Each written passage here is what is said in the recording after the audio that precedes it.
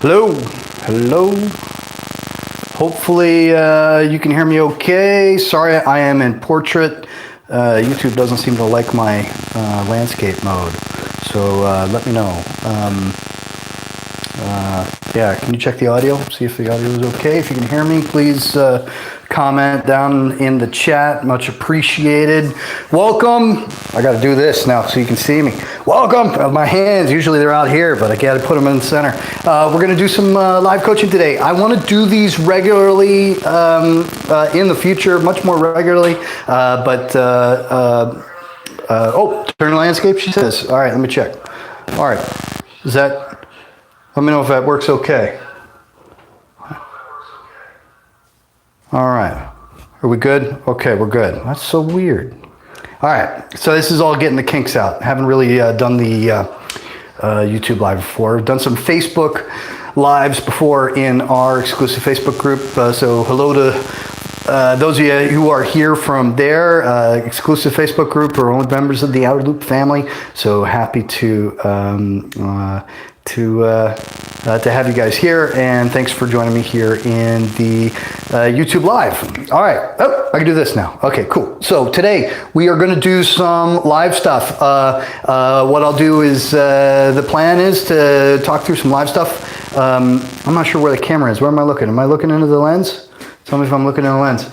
We're going to do some a handful of topics. I emailed out to everybody about 3 that I'm thinking about, and then do some Q&A. If any of you have any questions, if you have questions along the way, just post them in the chat. My wife is here and helping me out, which is fantastic, and she is going to be able to funnel over any of the questions for me because I can't see a thing. I'm staring at my darn phone. All right, so the topics I want to talk about is I got 3 social networks that I think you should spend all your time on, and you can pretty much forget the others. So I want to talk about that, and they might be a little surprising. So I also wanted to talk about why you can't get reviews of your single. When you put out your single, you can't get the blogs to write about it. So I want to talk about that, and I want to talk about how a way you can change that up. The next thing I wanted to talk about is how to make 2020 the year you actually achieve your goals, instead of another year going by where you feel like you haven't made the progress that you wanted. How do you actually hit your goals for your career in music in 2020? I want to talk about that, and then the Q&A. So hey, why don't we jump right in? I'll be honest with you, I'm thinking about doing this for, let's say 30 minutes and see if we go longer. I don't know.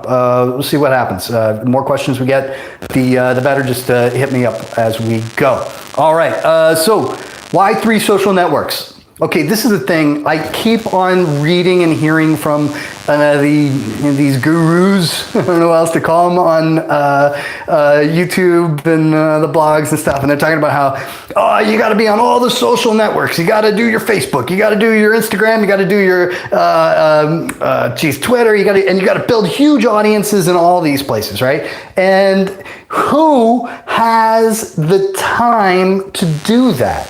Who? I don't think anybody does, right? It's just super frustrating. It's super, and then you feel like you're further away than where you were when you started. And I really hate that advice, because that advice to me is just imagining that you've got an infinite amount of time, you've got an infinite number of people helping you out, and it's just not true. It sucks, right?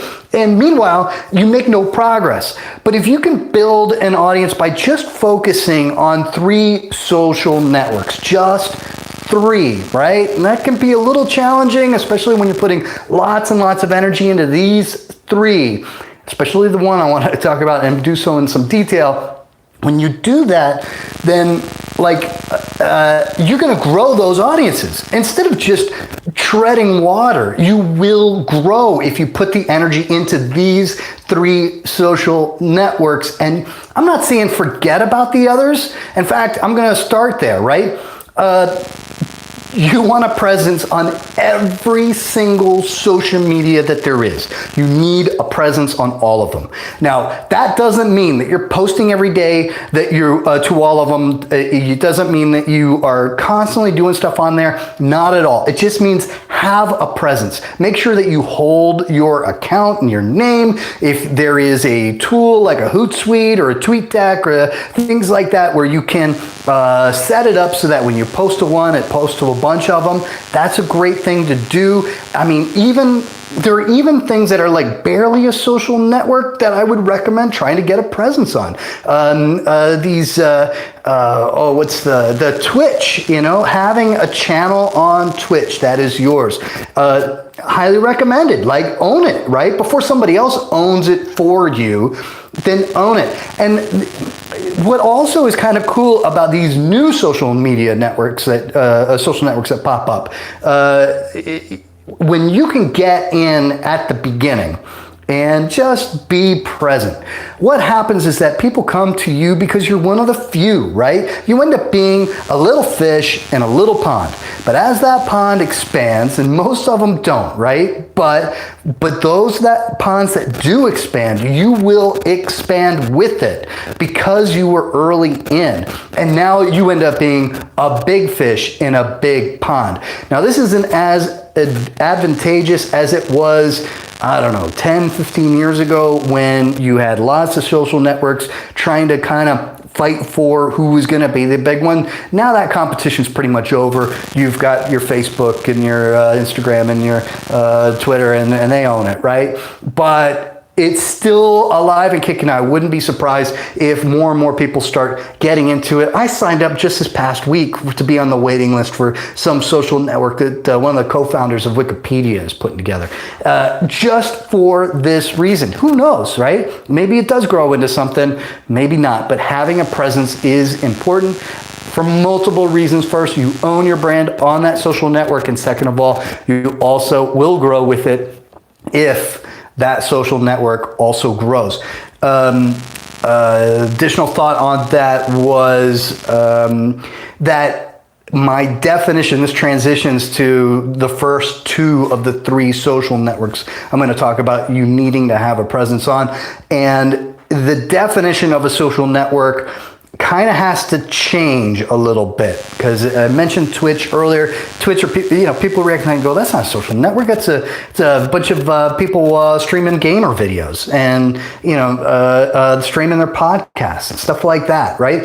But it is a social network in that there is a lot of ability for people to follow each other, and there's conversation and there's chat and all the stuff that social networks do. So expand your definition as to what a social network is to include platforms where social interaction is a major component of that platform. So that is the first social network that you need to have a presence on is Spotify, obviously.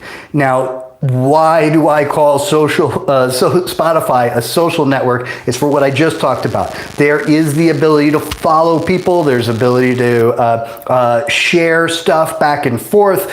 And the truth is that if you put daily energy into the social aspect of Spotify, it will help you. Now, some of that social aspect may have to happen outside of the platform of Spotify, but it's with people who are also on the platform of Spotify. So the idea being that when you reach out to people who are perhaps putting together playlists that you want to be on, that sort of thing, you're going to want to use email. You want to use the other social media platforms where you can to reach out to them and ask them, hey, will you play my song or put my song on your playlist? It's a huge thing to do on a daily basis. And that's the first of the three social networks that I highly recommend that you have a presence on. The second social network is right here, YouTube.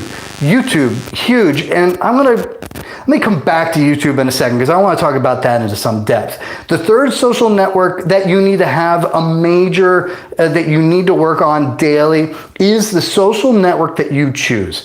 There is a social network that represents how you are motivated to and how you will best interact with your fans. So for example, if you're a visual band, have a visual presence, you're proud of the look, you're proud of the what you guys look like in motion, things like that, and you get motivated to take pictures, you get motivated to record quick little videos, things like that. Instagram. Go all in on Instagram, put all your energy into Instagram, right? Let's say that you instead, you connect with your fans on an emotional level, right? You like to have conversation, you get motivated by that conversation, you like to have the back and forth, you're inspired by the idea of sitting down and doing almost like a public diary entry where you're gonna give people an opportunity to really connect with you on an emotional level, and that's a big part of your brand, of your band and the music that you make. Then obviously Facebook is a great place to be. Now, Twitter, the others, whatever, whatever it is that you think is the best way that you're going to connect with fans, go do it. Now, other people are going to tell you, oh, well, Facebook is dying off, and so you got to avoid Facebook, and Instagram's growing, so you have to do Instagram. Well, if you wake up in the morning and you're not excited to take pictures, then, why bother, right? If you're not like a wit necessarily that's good at putting together quick little jokes or quick little comments and things like that. If that format doesn't excite you, then Twitter's not the place to be. Now, who cares? Who cares about how many people are on all of these platforms? There's like billions of people on these platforms. You only need, I don't know, a few thousand?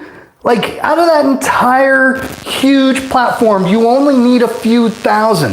If you're going for a record contract and you're trying to excite booking agents, things like that, then yeah, you're going to want 100,000, 200,000, 500,000, millions of people following you on these places, right? And so therefore, you still have tons and tons of people that are going to fit who you're targeting and who will get excited by your music and get excited by what you do on that platform, no matter which platform you choose. Because they're all huge. They're all too big, right? So who cares whether it's going up or going down or moderating or, oh, well, this one's got 50 billion and this one's got 100 billion, so you got to go where the 100 billion is. Doesn't make any sense to me. It's all too many, right?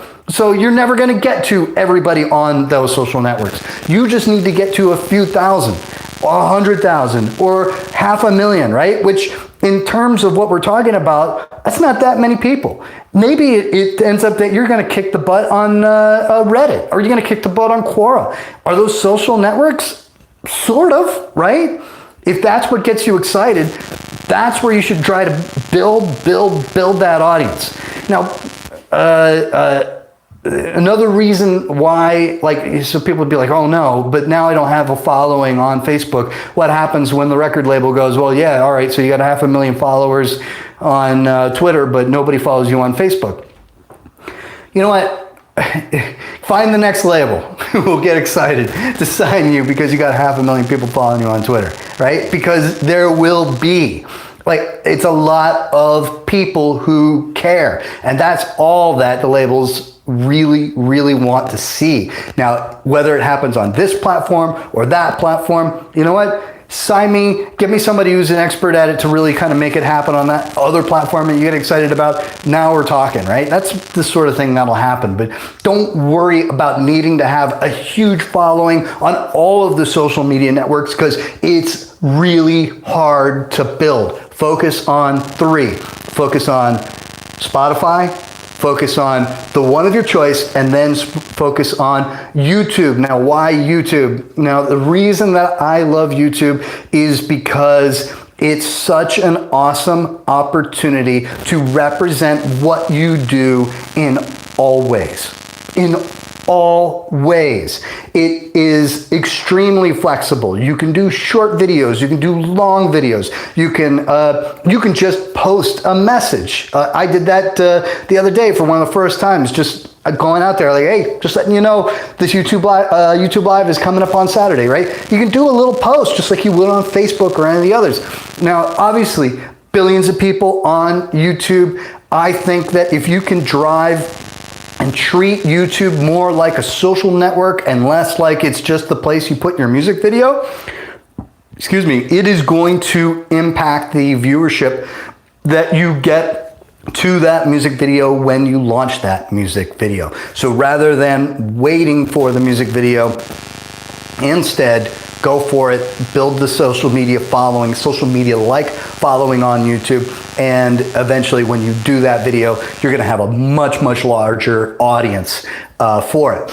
Another thing that is great about YouTube, YouTube is a dream, right? So back in the day, like, you know, there was like MTV, right? And MTV would play a whole bunch of videos and you'd sit around, you watch MTV waiting for something that you wanted to hear. And that was the only way that you got the videos, right? Now you go to YouTube, it's awesome. Whatever you want to hear, it's there. It'll throw stuff at you didn't know you wanted to hear. It turns out after you heard it, you're like, I wanted to hear that. That was great. And that's really key. But the other cool thing is that as a fan, and you gotta always try to put yourself in the shoes of your fans. As a fan, what's cool about your YouTube channel for your band is that it really is just like a TV channel dedicated to your band. Now think about that from a fan perspective.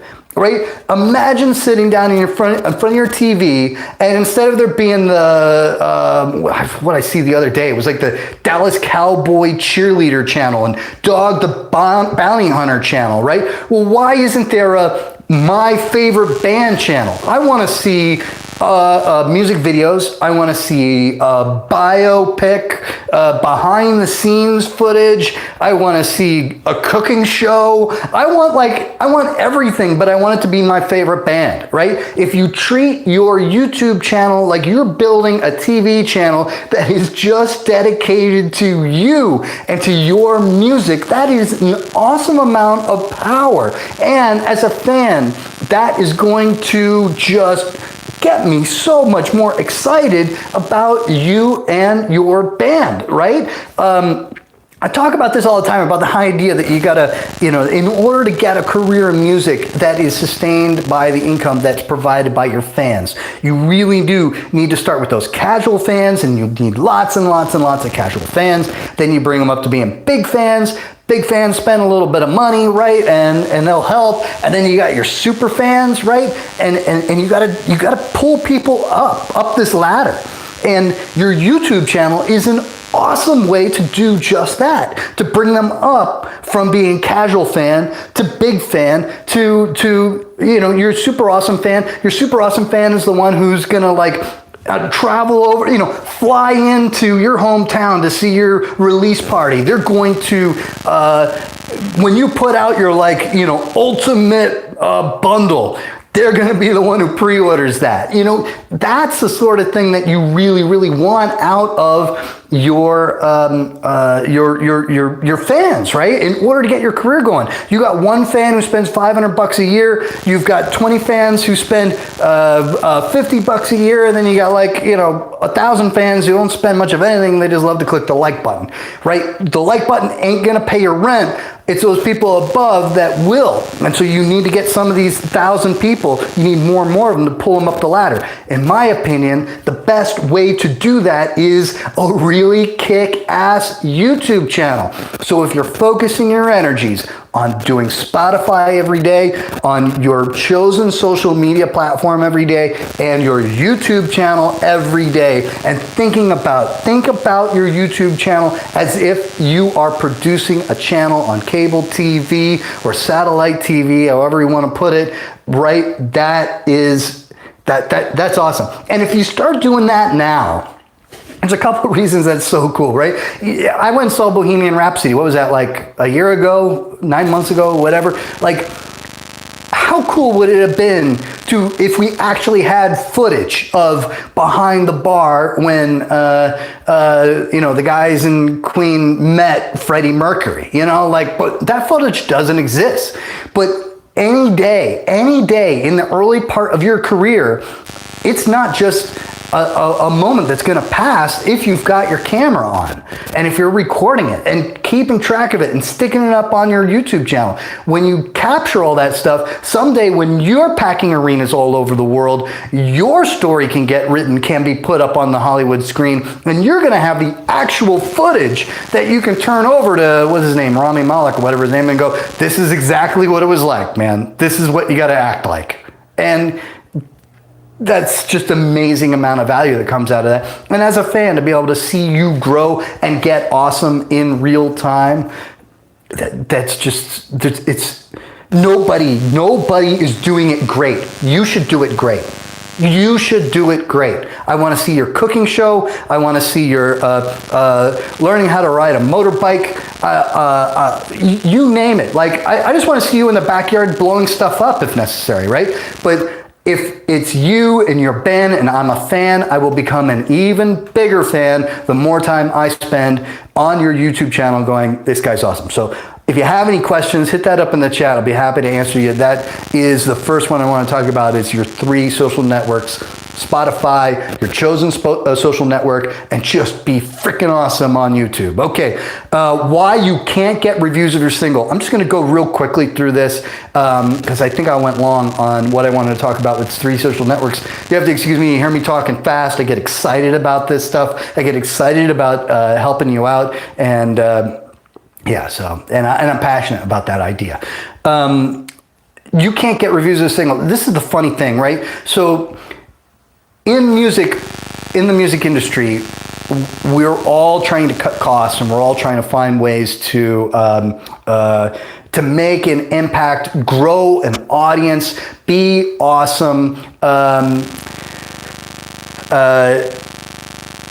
and one of the best ways to do it is not to record a full-length album and then wait 2-3 years and then record a full-length album and then wait 2-3 years. How are you supposed to build an audience like that, right? Internet happens every day, right? So you need to be able to kind of just feed people stuff all the time. You need regular content. And the best way to do that is to one song. It may be one song every 6 weeks, every 8 weeks, might be 4 weeks.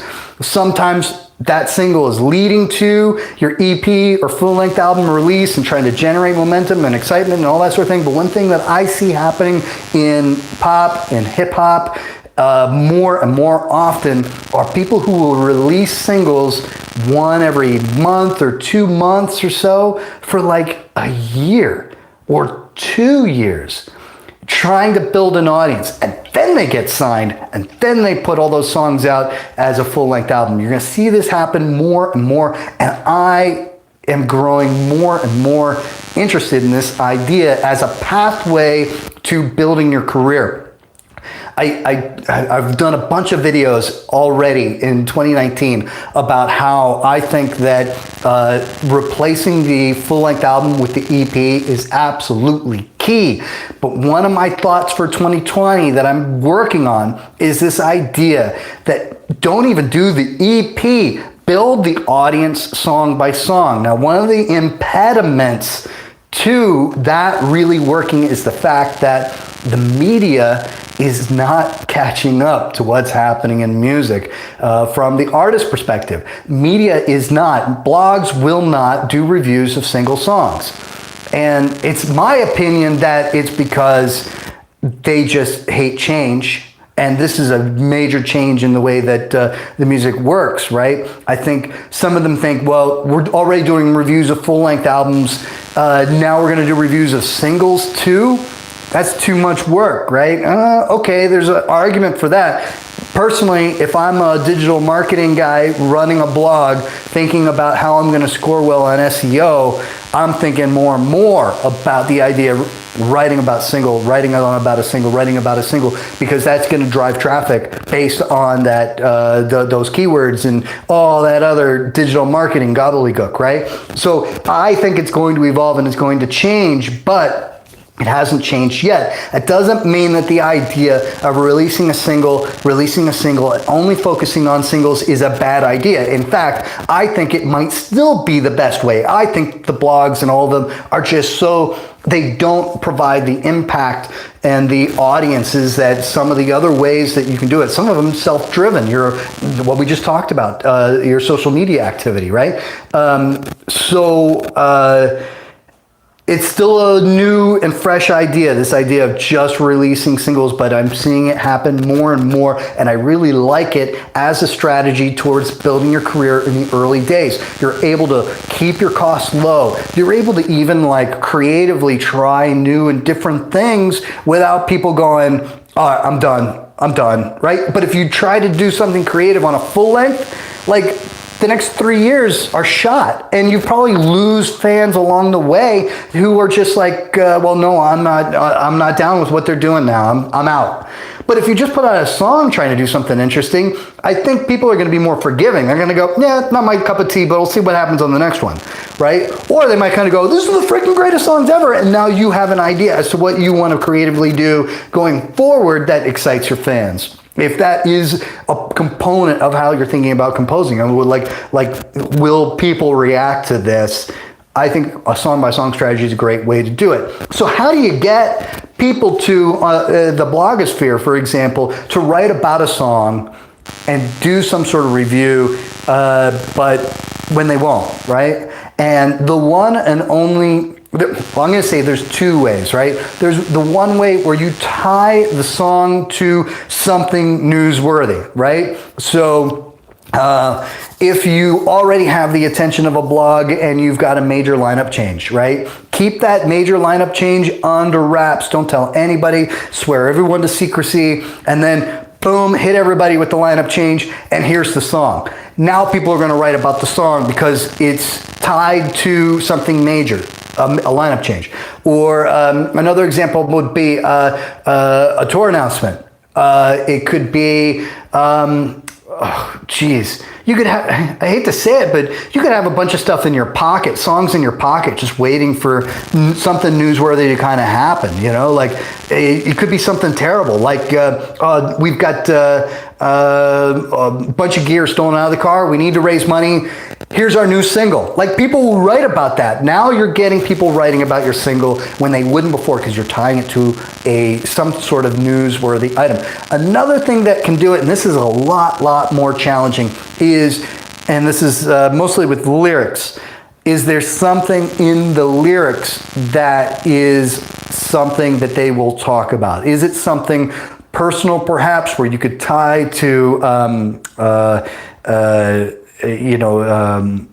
charity, or some sort of drawing attention to an issue, things like that. When you're able to pitch the blogs talking about your single in that context, then now you got something worthy. Think about it. Again, you're thinking about YouTube from the point of view of your fan, right, or your fans. Think about it from the point of view of the blog, right? What they want is something people will read and click on. And if someone reads the subject line, they read the subject line and click on it. If you can imagine, hey, look, nobody knows who my band is, and you pitch it to a blog, and the subject line that they're going to come up with, there's like nothing that will entice people to click because they've never heard of the band before. That's not going to hit. They're not going to write about it.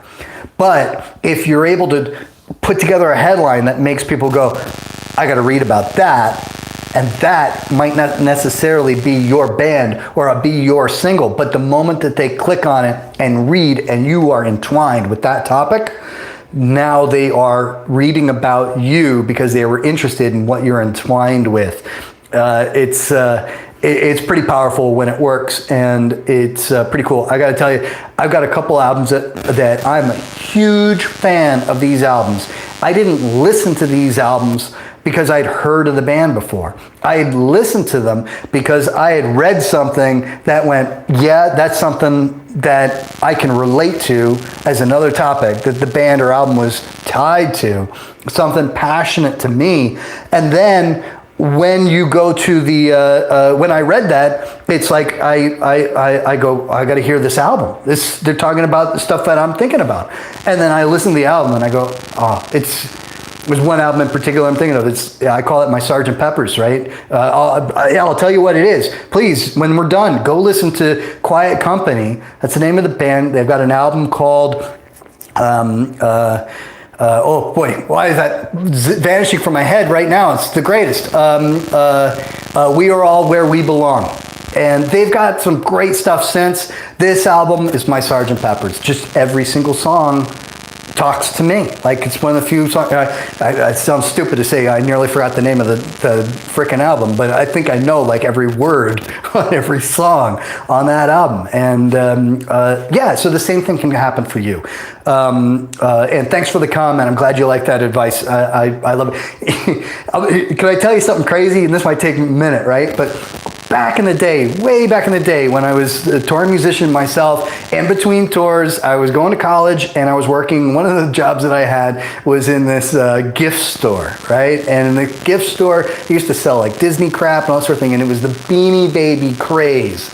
And the Beanie Babies were cool because the Beanie Babies had a price max. You were only allowed to sell a Beanie Baby for like $7 or $8 or $10, whatever it was. I have no idea. No store was allowed to sell the Beanie Babies for more than the price they were selling. So what would happen is they'd have a release date on these Beanie Babies, and all the Beanie Babies would sell out in like minutes flat. So the owners of this gift store that I worked at, they had the coolest idea. They tied the Beanie Baby to a piece of chocolate. If you wanted to buy the Beanie Baby, you had to buy the chocolate. That was some of the most expensive chocolate you've ever seen. They were like, we're not selling the Beanie Baby. We're selling the Beanie Baby tied to the chocolate. And so they would sell the Beanie Babies for like $40, $50, and people bought the snot out of them. They'd sell out in a day. And it was like, my point is, tie yourself to something else that people want. You're the chocolate, and something else is the Beanie Baby. Tie yourself to it. When people go into the store, which is the blog, and they see it and they want to buy it, or they click it, boom, there you are, tied to it. And it's a pretty cool thing, pretty powerful. All right, so hopefully that really was impactful for you. 2020, better than 2019. I'm going to talk about this because this is huge. And if you felt like I was kind of perhaps a little too passionate, a little bit too excited about the social networks,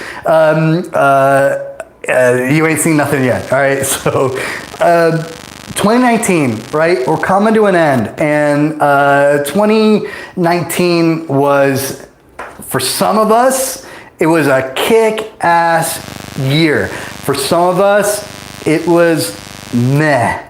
For some of us, man, we got nowhere. Sometimes I get it, like you got lineup changes, things got held up in the studio, you didn't raise as much money as you wanted. There's all sorts of problems that happen that can really screw up your 2019, or may have screwed up your 2019. So hopefully, like me, because I treat Outerloop coaching as if it were my band. That's the way I like to think about it, because when I think about it that way, it helps me to remember the things that I went through as an independent musician and an independent manager myself. It helps me to go to Mike Mowry, who is the co-founder of Outerloop Coaching and working in the trenches every single day for his clients, and go to him and go, hey man, what do you think about this? What do you think about that? Tell me about your advice on this. Tell me about your advice on that. It's really, really cool because I'm able to think about these things because, again, I'm thinking about it as if Outerloop Coaching is my band. Like your band is your band. And 2019, so just so you know, with Outerloop Coaching, it was, for me, an amazingly pivotal year. This was our third year. We started in 2017, and 2017 we had a much better launch than I could have hoped for. 2018 was just like a real good building year. 2019 and 2018, yeah, 2018 is when Mike Mowery came to me and said, we need to do a version of Release It Right, which is our, sort of like our hit single, if you will, for Outerloop coaching.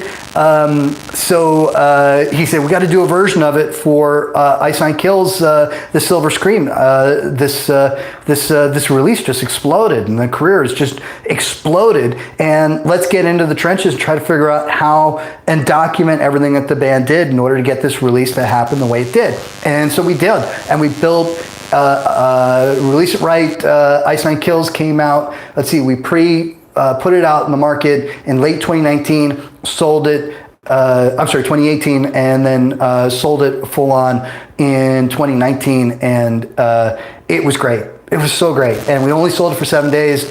Doors closed, no more. Done. Sorry to do that. But it was pretty kick-ass. And for me, for 2019, that was pretty cool. It took me so much longer to build that thing than I expected, but it was all good. And I should say, like, website traffic exploding. YouTube, we're about the same, but I don't care. Like with YouTube, for me, I'm just trying to build lots and lots of content for you guys, and whoever wants to see it and get it, great, and whoever doesn't, that's okay. I'm going to keep on doing it, so it doesn't matter to me how many people come or go. It would be great to see things grow, and I'm sure it will in 2020, but if it doesn't, it's okay. Yeah, it's just kind of cool. We're getting tons and tons more email subscribers, and I spent this year emailing almost every single day. Monday, Tuesday, Wednesday. Monday, Tuesday, Wednesday, Thursday. Monday, Tuesday, Wednesday, Thursday, Friday. Monday, Tuesday, Wednesday, Thursday. It was like that all year long, and I'm very, very proud of that. I think people really kind of, hey, the open rates on the emails look great, so it just goes to show that those who are getting the emails really, really love it. So, 2020, how do you make it better for your band, right? And this is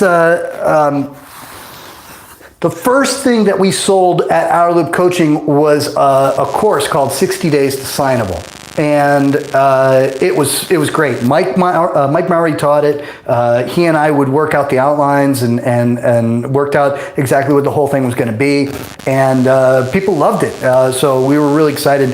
Ever since then, I've wanted to do it again.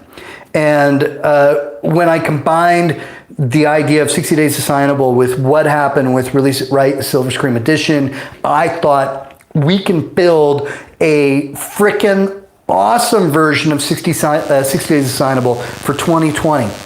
And as usual, I'm getting carried away and I'm building something monstrous. And I wanted to recommend it to you because it hasn't been built yet.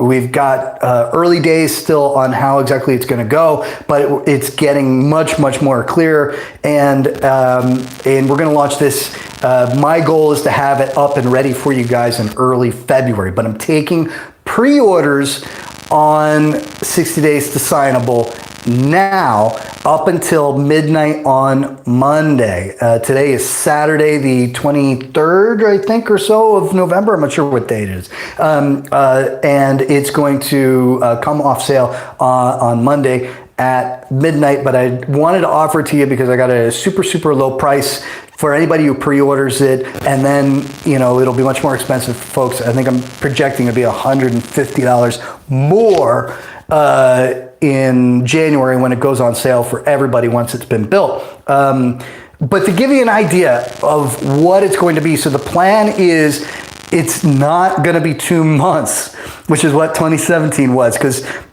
I've got too much. I've got too much you need to do. It's going to be 10 weeks. And so when you get into your, imagine this, right? You wake up in the morning, and this is the idea with 60 Days Assignable. You wake up in the morning and you're like, what do I do today to move my career forward? What do I need to do today? What 3 things, 4 things, 2 things do I need to do today to move things forward? And it's not just like, I guess I need to post on Facebook again, right? It's about like, what did I do last week that I can build on? What am I doing this week so that next week when I do these things, they're going to explode and get higher and hotter and hotter and drive more people to what I'm doing, right? Are going to get the attention of the industry, get the attention of the media, all this stuff. So like the idea here is I am in the process of designing 10 weeks. So that is 10 weeks, 6 days a week of things for you to do every day that will, by the end of that 10 weeks, and sort of the idea being that you will be signable at that point, that you could then turn to an independent label, something that you are really into, and you will, you're going to turn that label on. That's the concept, right? And to give you an idea, what I'm thinking is you wake up, I've got a video for you every single morning, and it rolls out every 6 days a week, right? And you got your 7th day to relax. You got your 7th day to catch up on the things that you didn't have time to do in the previous 6 days, whatever it is, right? You got your 7th day to just jam, because this is a lot of stuff, right? It's a lot of work. It's a lot of really cool stuff. But if you can clear your decks, like we're in the month of November, there's this thing called NoMoWriMo, where people will take the month of November and their goal is to write, I think it's like 100,000 words or something crazy like that. I don't know what it is. Like they just type, dude, trying to write fiction, right? And that's their goal, right? In the month of November, and they'll edit later. This is somewhat similar. This is 10 weeks of intense stuff for you to do that by the end of that 10 weeks, you will be like, this whole freaking year has been awesome, and we're still got 40 weeks to go. That's the goal of 60 Days Assignable 2020. That's what I'm building. That's what you can hear it. You can see it in my face, right? Like how this gets me stoked, because I'm seeing all this stuff, and all this stuff I'm going to Mike Mowry. I'm going like, what do you think as a strategy, if you've got 10 weeks to get from this many to that many people, how do you get there? And let's work this out. Okay, and if you're doing this, and if your goal is to get here by this point, what do you need to do? Here, here, here, here, and here. And to give you an idea how my brain works on this stuff. So if you're not familiar with Release It Right Silver Screen Edition, I brought like the workbooks here, just kind of show you. Hopefully I can get this. Like this is workbook number 1, right? And it was just like everything that you need before you go in the studio, while you're in the studio. It's back and front, right? Pages and pages, organizing your single, and then organizing your release strategy. And there was a Google book to kind of help with all that, you know, so that way you could, Google Docs, you could just plug in your projected release date and the whole thing filled out exactly what it is that you need to do, when to do it. But that's workbook 1. And then I would have like Instagram posting guide, right? Exactly. Here's your instructions, and then here is just like every single post that you need to do to Instagram, what to say, what kind of link to put on it, how many likes, comments, and views Ice Nine Kills had gotten at a certain point after all these posts had gone up. It was like 60 days or 90 days afterwards, and so that way you could kind of like go, oh man, I can't post all this stuff. So, you know, what do I pick? And the thought was, okay, well, you pick the things that had the most views or the most comments or whatever, and you're able to organize it. And that's just Instagram. And then I did the same thing on Facebook, you know. I'm going to just go real quick. Like, it was just, this is a monstrous program. That's 3 books, 4 books. Right here, asset checklist, just organizing all of your graphics and videos and stuff, and how to do it, just the same way that Ice Nine Kills did. And then I had a bunch of bonuses, and I won't show all of them, but like here's a couple of them, like your advertising strategy guide. So if you were doing your advertising your release, how exactly where to advertise, how much you spend, all that stuff. And then your social media swipe file. If you ever get like sort of stumped on how to, what you're going to write, you know, for a post. You know, that was how you did it. Like you just plug in your name, your whole thing, and this will tell you exactly what to do. And sorry, what's that?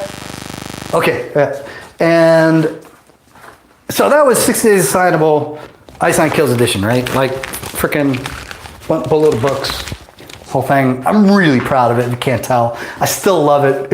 It breaks my heart. I can't sell it anymore, but this is what I'm doing for 60 Days Signable now. This is, you thought I was excited building that thing. You should see how excited I am about building 60 Days Signable 2020. And the cool thing too is that like we started pre-orders from our email list, oh boy, Monday. Yeah, this past Monday. What was that, the 18th or something of November 2019? And there's one of the first pre-orders.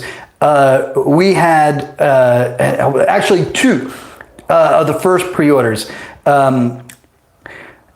Two people, and one in particular, or both of them. I don't know how to put it, but like, all right. So this dude had was in a program that we had called the Coaching Intensive, and the Coaching Intensive was a whole year. We did that in 2018. It started in January 2018, finished up in December 2018. It was intense. It was intense.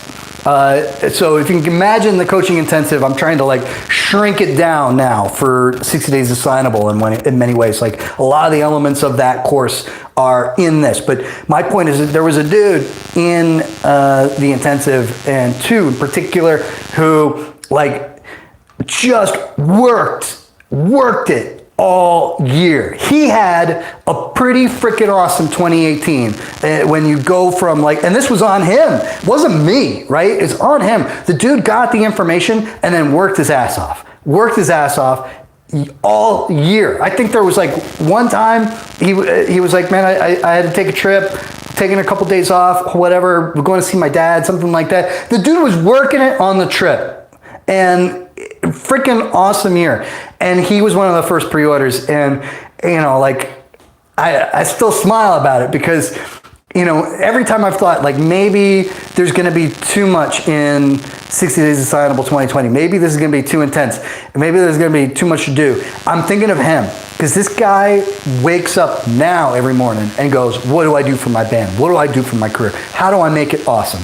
And now I'm designing the course with him in mind, because I think in like 10 weeks, my goal is that his career is freaking awesome and a much better place. His 2020 is on, like, just got the right kind of momentum and all that sort of going on.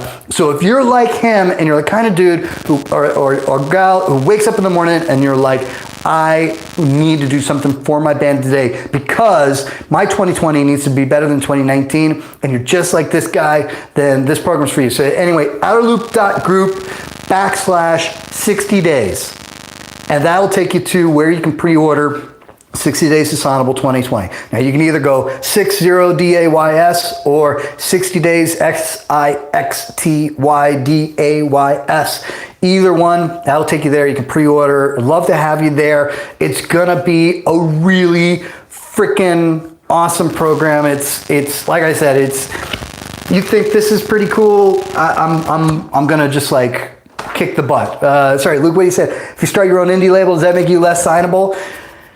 No. Oh my God, no. Oh, no.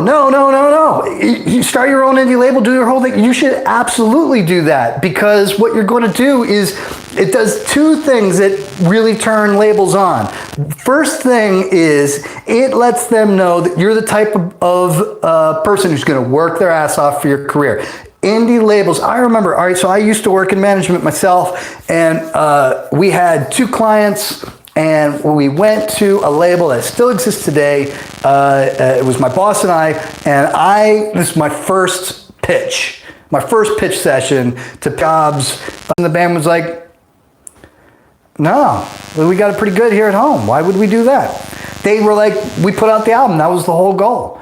And so the label's like, we're never making that mistake again. We invested all this money. We needed the band to actually go out, promote themselves, and sell the album, and work with us to promote it, and they weren't interested. So letting the labels that you're interested in getting signed to, letting them know that you are taking your career seriously, you're working it, and first thing.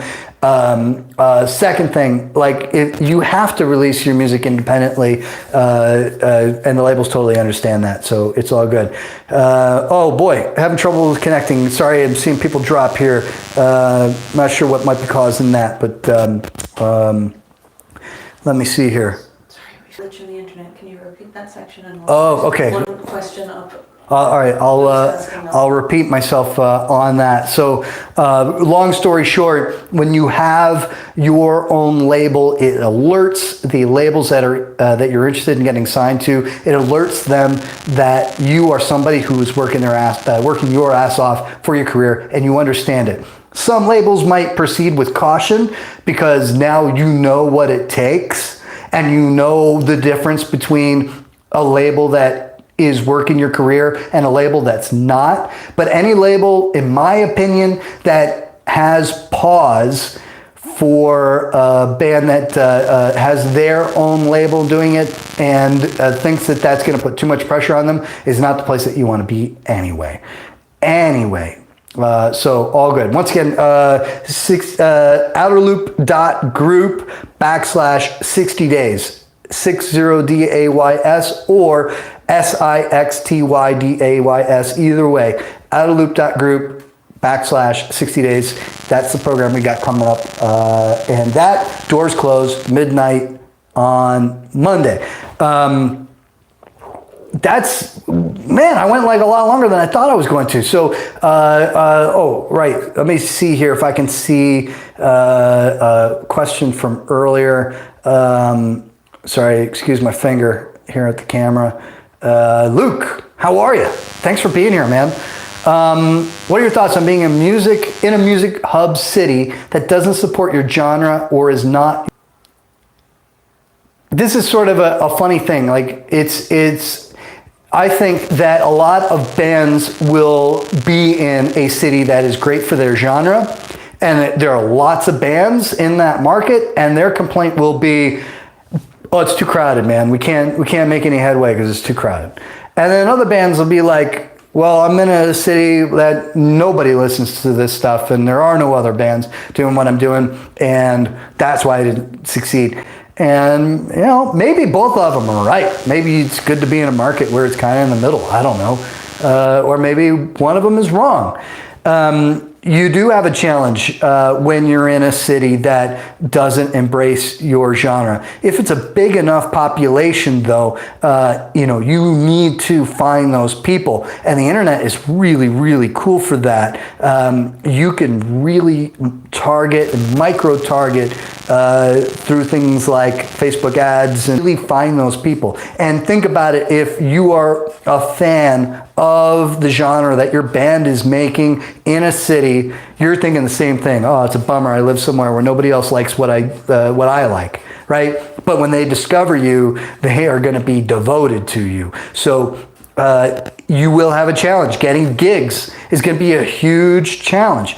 Because what'll happen is like no touring band is going to want to play your city in your genre because there aren't enough people who are going to show up. You are going to have the problem where you have, if you're going to try to headline a show, you can't find openers. It's really hard. Let's see, outerloop.group/tour. I think it is outerloop.group/tour. I'll check that. Just a second. That link will take you to a book called Tour Smart by Martin Atkins. If your market is not going to embrace what you do, get out. Get out of your market and play the markets around your market. Build in 2 cities within a couple hours, 3 hours, 4 hours drive, of your, oh good, Luke, you got it, great. Just follow that book. That book is freaking awesome on this strategy. If you haven't read it, reread it, or read it. And if you have read it, reread it. Take notes. thinking about that book in terms of your band. It's got awesome advice. I wish I could stand here and go, hey, I got a bunch of ideas. I'll tell you, these are my great ideas, and they're not. It's Martin Atkins, and he gets all the credit. Brilliant stuff. Yeah, so just follow that stuff. It's great when you're able to build, well, that's a good question. Like, all right, like if you were to sit down and go, okay, well, these are the cities that would be awesome for me to be in. What are those cities? And can you get to them fairly regularly and become almost like a local? Especially if you're in the north, Hartford or something, you've got like a dozen major cities within like 2 or 3 hours drive. It's ridiculous. So you can make yourself a hometown band in a bunch of other places by just like being there every couple weeks. And I should add, like, there's this perception issue, a huge perception issue with being a local band that I think is detrimental to your career as a band that is too big for your market. Like every time you play, it's like an occasion. There should be a party. There should be pre-parties and post-parties for your performance. Even in your hometown, if you can make that happen, that's gold, right? When you get that perception from people that you are even bigger than you actually are, that is freaking great. When you are perceived as a local band, and I had a video on that sort of touched on this idea, talking about radio. Put that up a few weeks ago. Quick, try to scroll through and try to find it. Just talking about this idea of like, when you get like the local commercial radio station, they're like, oh, well, we'll put you on our local music show. Well, screw that. I mean, don't. It's worse than not being on the radio at all, because now the way that people are introduced to your band, they're introduced with that like association of being just a local. Like, screw that. Like, the value of being a local band is that you become friends with your fans. The value of the internet is you can become friends with your fans everywhere. So use that as the value, but don't allow people to perceive you as a local band. And I guess to draw back to your question, Luke, like, don't look at not being a local band to a city. Embrace it. Embrace it. Go and hit the other cities as an outside force, as a band so big you just can't be contained. You should be from outer space. Every band should be from outer space. So hopefully, hopefully that works. Yeah, Nashville, our market was more Europe, and Chicago. Chicago, great town, love that. Nashville, haven't been to Nashville in a long time. But even in Nashville, I know it's the whole thing is about being a country western and all that sort of thing. But there's some great bands coming out of there, and from all sorts of genres. Don't ask me to name one. What the hell am I talking about? You live there, and I don't know nothing. But use it as the advantage, man. But take advantage too. I talk about the idea of like the value of getting a producer. And I'm going to just touch on this kind of quickly because I covered this in some depth in a video before.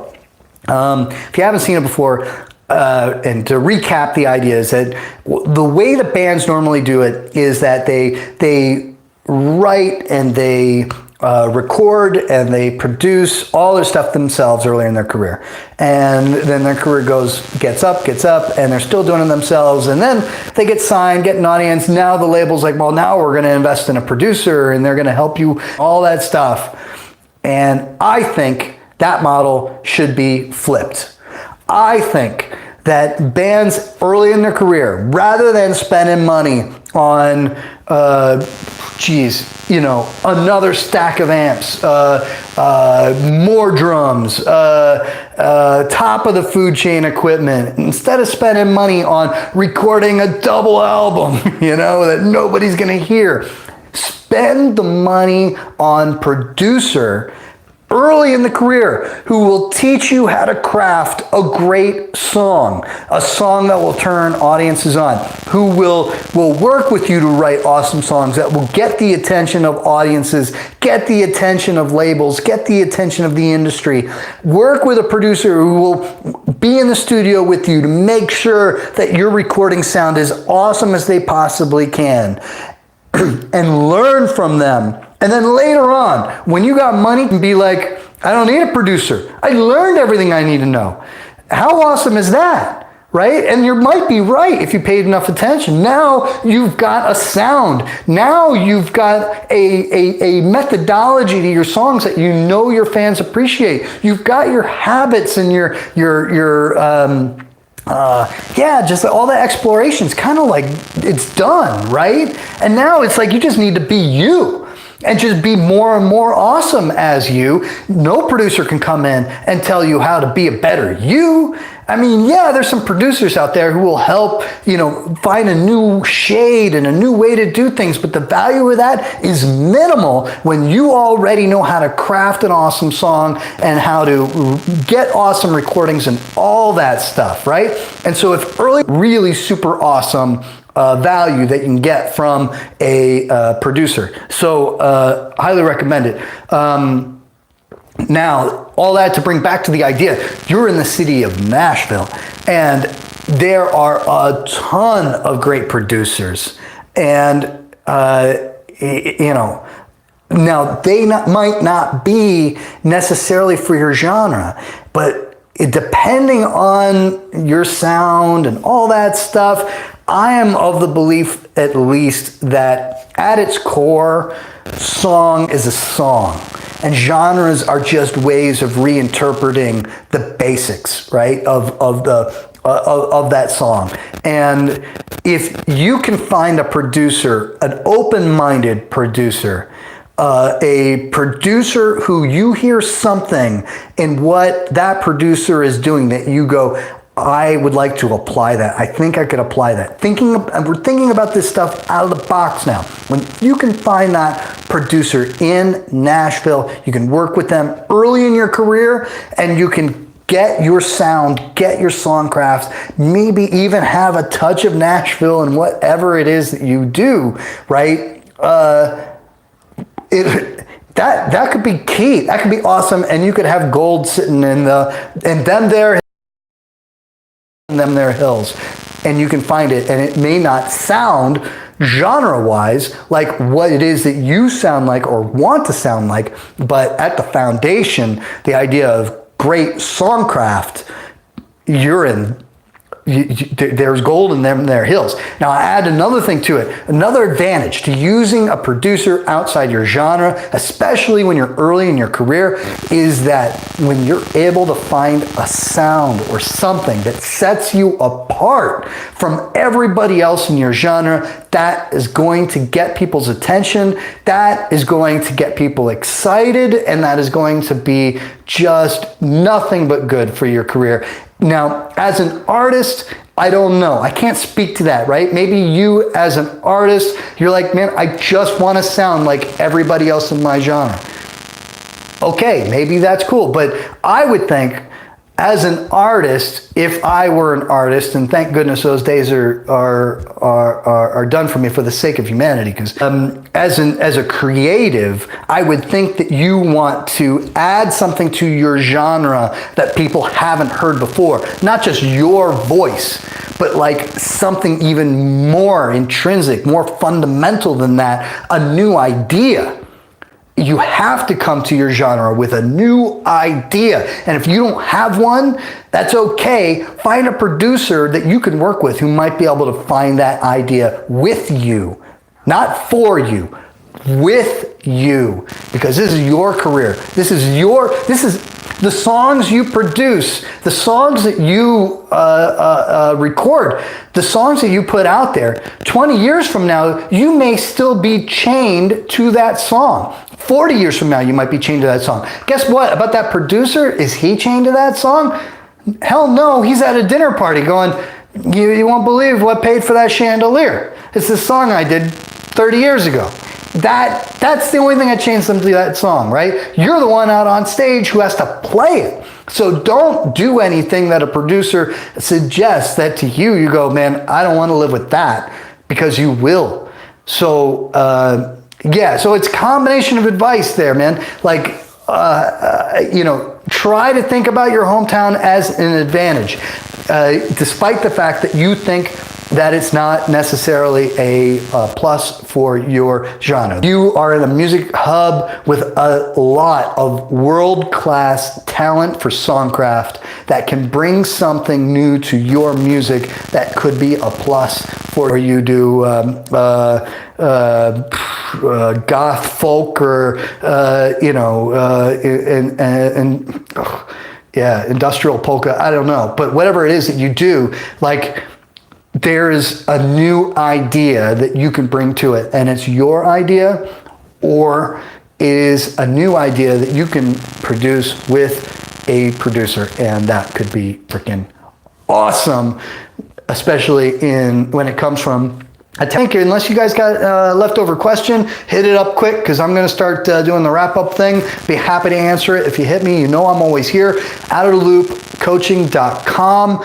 I've got a free ebook on how to, it's just Mike Mowry's ebook on music management. If you are looking to get a manager, or you want to manage your own band or be a manager yourself, Mowry goes through all this, and it's really, really, if you haven't gotten it and you haven't read it, I recommend it, because you know, someday there will be somebody who comes to you and goes, I want to be your manager, and you're going to need to know what it is that they do and what it is that they don't do. And so it's key, and it's free. Hey, you can't beat it. And Luke, when you're done rereading Tour Smart by Martin Atkins, it's a good read.